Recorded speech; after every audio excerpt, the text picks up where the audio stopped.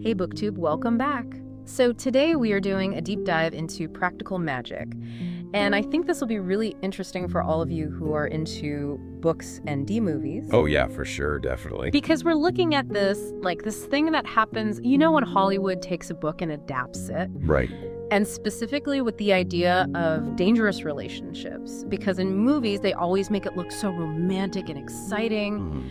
But the books often give a much more realistic and sometimes even kind of brutal view of how damaging those kinds of relationships can be. Exactly. It's like they can't resist that bad boy appeal. Yeah, and it can be really misleading. Absolutely. Because you watch the movie and think, oh, that's so passionate, but then you read the book and it's like, whoa, this is actually really messed up. So we're going to take a look at how this plays out in practical magic, particularly with the whole bad boy trope. Perfect. I'm excited to dig into this. Me too. So let's talk about Jimmy Angelov. He's a great example of this whole Hollywood romanticizing danger thing. Yeah, he's a really interesting character to look at. In the book, he is straight up abusive. There's no question about it. There is no like, oh, he's just misunderstood or he's got a good heart deep down. He's just bad news from the start. Yeah, he is. But in the movie, they bring in Goran Vujic to play him, and suddenly, oh yeah, he's got this whole smoldering, seductive vibe going on. Right. And even when you start to see his dark side, there's still this lingering attraction to him. It's like Hollywood just can't help but make him a little bit alluring. Yeah, they try to give him that, that bad boy appeal. It's like they're trying to make us root for him even though he's terrible. Exactly. And it really undermines the seriousness of what's happening. It's like they're saying, oh, it's okay, it's just a little danger, it's exciting. But in reality, that kind of danger can be incredibly destructive. Right. There's this one quote from the book that I think really captures this whole thing about the false allure of danger. It says, "Trouble is just like love, after all. It comes in unannounced, and it leaves when it feels like it." That's good. And when you read that quote in the context of the book, it's not about this sort of whimsical, unpredictable nature of love. It's much deeper than that. It's really about Gillian's past trauma and her tendency to be drawn to these chaotic, unstable relationships. It's not romantic, it's a reflection of her internal struggles. Exactly. And it's interesting, right? Because the Owens sisters, they grew up kind of ostracized because of their magic. Right. And Gillian especially seems to just crave this connection, this intensity. But because she hasn't had any healthy relationships to model herself after, she ends up confusing this initial intensity that someone like Jimmy brings with actual, genuine love and affection. Yeah, it's that classic mistake of mistaking passion for love. And sadly, she keeps making that same mistake. In the book, she's always chasing after this fairy tale romance, but she ends up with these guys who are, well, just awful. And Hoffman doesn't sugarcoat it at all. She shows just how destructive and abusive Jimmy really is. Yeah, and it's really important that she does that. It gives a much more honest portrayal of what these kinds of relationships can be like. Exactly. And the consequences are really serious. Jimmy ends up dying, but even in death, he continues to torment Sally. Right, like with the roses. Yeah, those roses that keep dying in her garden. It's such a powerful symbol of how toxic relationships can leave these lasting scars, even after the person is gone. Absolutely. It's like a haunting reminder of the damage that's been done. And then, in contrast to Jimmy, you have Gary Hallett. He is just the complete opposite. He's gentle, patient, accepting of Sally and her magic. He's everything that Jimmy is not. Total different energy. And it brings to mind this other quote. "The moon is always jealous of the heat of the day, just as the sun always longs for something dark and deep." And I think that's so insightful. Yeah, I see what you mean. It's like there's this temptation, this allure towards that dark and deep, that dangerous, mysterious figure. But true nourishing love, it's more like the steady heat of the day. It's constant and reliable and ultimately much more fulfilling. And that's what Gary represents. Yeah. That steady, reliable love. Exactly. And it's not flashy or exciting in the same way that Jimmy might seem, but it's what allows Sally to truly heal and grow. And the book really emphasizes that, right? It's not just about finding romantic love. Right. It's also about the love between sisters and about accepting yourself for who you truly are.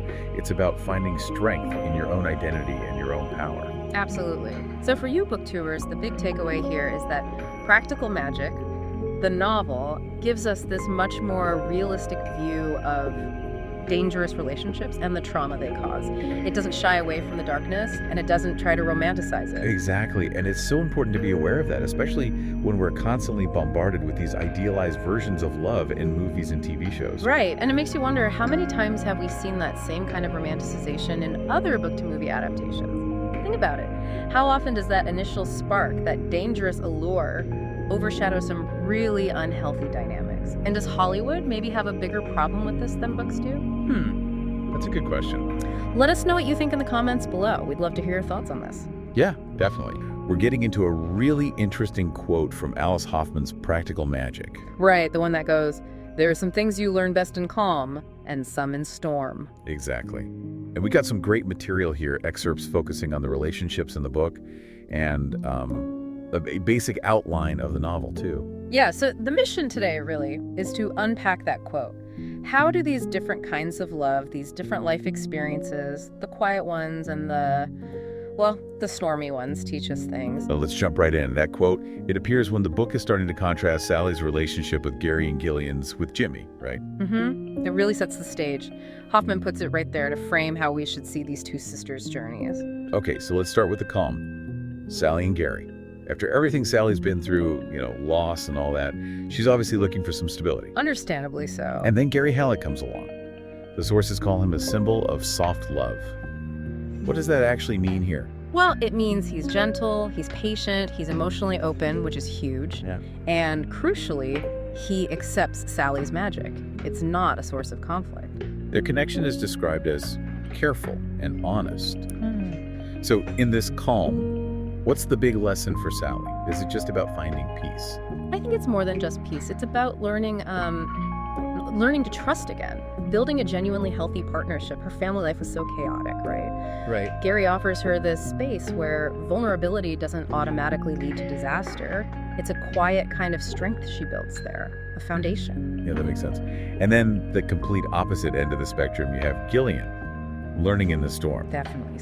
Source material mentions her pattern of codependency and being drawn to toxic, unstable men. Yeah. Jimmy Angelov being the prime example. And this is a really important distinction for the Booktube folks, like you said, because the book's Jimmy Angelov is presented as dangerous and controlling. Not the movie version. Not at all. Their relationship in the book is pure chaos. It's even framed as how trauma seeks out chaos. So what's learned there? It's not about romance. So what is the lesson from that kind of storm? It sounds pretty destructive. It is destructive, but through that intensity, that awful experience with Jimmy and everything that happens after burying him, his ghost Gillian is really forced to confront her own patterns. The things that drew her to him in the first place. Exactly. It's a brutal way to learn self-awareness, maybe, and survival. And it's part of what pushes her back towards Sally eventually. Okay, so let's nail down that book versus movie contrast again, because I think it's key for people discussing this online. The sources point out the soft, emotionally healthy men in the book, like Gary, versus the movie's corrupted Alpha Angelov. Yes. Book Jimmy is abusive. He's not meant to be appealing. He's a catalyst for Gillian's painful growth, a clear example of learning through damaging experiences through the storm. Whereas Gary is the calm, the healthy model. Precisely. Gary shows how love can heal and stabilize. Jimmy shows how it can, destroy. The movie, it kind of muddies that water, doesn't it? By making Angelov perhaps more charismatic, more of a dark temptation. Yeah, it definitely changes the dynamic and the potential takeaway message about what kind of relationships teach us what. It really does. It shifts the focus. And through all this, the calm and the storm, the sisters find their way back together. Yeah. That bond seems central to their healing, too. Absolutely. Their individual journeys, however different, ultimately strengthen their sisterhood and help them both sort of embrace who they really are, Magick and all. So wrapping this up, the core idea is that life throws both calm seas and massive storms at it. And both offer really valuable, though very different lessons. Sally learns about healthy connection and peace. Gillian learns about her own damaging patterns through turmoil. Neither lesson is necessarily better, just different and essential for them. So maybe a final thought for everyone listening. Think about your own life, or even just the books you read. Where have you seen crucial lessons learned in the calm? And where did the storms teach you something vital? Yeah, and what is that difference between the book's complex, flawed Jimmy and the movie's version? Tell us about how stories themselves shape or maybe even distort our ideas about love and what we learned from it. Definitely something worth pondering. Fall in love whenever you can. Ah, yes. From Alice Hoffman's Practical Magick, right? Franny Owens says that. Exactly. Such a memorable line from a really enchanting book. Definitely. So our mission today really is to unpack Franny's advice there. Is fall in love whenever you can, an invitation to seek out danger? Or is the novel suggesting something deeper, maybe about openness? That's a great question. I think we need to look at their background first. Being ostracized a bit because of the family's reputation. Yeah, they naturally crave connection, wouldn't they? Both romantic and, well, just belonging. And Sally finds it, initially, in her marriage. But then tragedy hits, reinforcing that whole fear around love for the Owens women. It really cements the idea of the curse for her, I think. Meanwhile, Gillian, her path is, let's say, more turbulent. Definitely. She gets involved with some pretty unstable men. The book is quite clear about that. And Jimmy Angelov is the prime example, isn't he? He's not presented as some kind of brooding romantic hero. Not at all. He's abusive, controlling.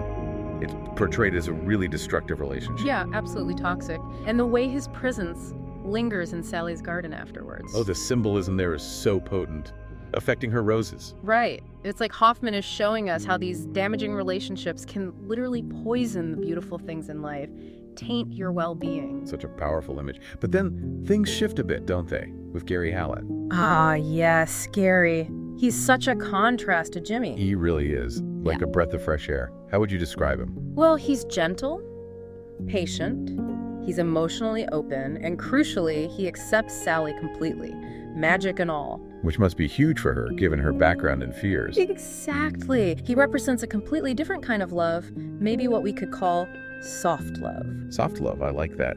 It's not about drama or danger. No, it's about safety, trust, truthfulness, a quiet strength. So thinking about Franny's quote again, fall in love whenever you can. Maybe it's not about chasing the Jimmys of the world. Maybe it's about being open to the Garys, open to that gentler, more nurturing connection when it appears. That fits with the other kind of magic in the book too, doesn't it? Which part are you thinking of? Well, when the townswomen, who used to shun them, come together to help banish Jimmy's influence. Oh, absolutely. That's huge. It shows the power of community, of support, of trust. It's presented as this really powerful force, a kind of collective magic based on connection, not dominance or control like Jimmy represented. Precisely. So if we circle back to Franny, her advice, seen through the lens of Gary and the community. It feels less like recklessness and more like an encouragement to stay open. Yeah, open to connection in all its forms. That soft love, the community support, it requires vulnerability. Right. It's about embracing connection, even if it's quiet. Not necessarily about the dangerous passion the curse seems to warn against, or that Gillian initially chases. So the takeaway from this deep dive into practical magic seems to be that falling in love whenever you can isn't about courting disaster. It's more like an invitation. Be receptive. Value connection. Value that quiet strength of soft love. Value community. Which brings us to our Booktube audience. Yes, we'd love to hear your thoughts on this. How do you read Franny's quote? Do you see it differently after considering Gary and the community aspect? And what about soft love? Is it a powerful force in literature? Yeah. Maybe an underestimated one in life, too. Yeah. Let us know in the comments below. We're really curious to hear your interpretations and maybe other books that explore these ideas. And, maybe a final thought to leave everyone with. Go on. We get so many stories about dramatic, passionate, maybe even dangerous love. It's everywhere. True. It's often the default narrative. But what if the most profound opportunities to, quote, fall in love aren't just romantic? What if it's about falling in love with connection itself, with community, with even self-acceptance? Maybe those are the opportunities Franny meant we should take whenever we can. Something to think about. And be sure to subscribe for more deep dives into your favorite books and movies. See you next time.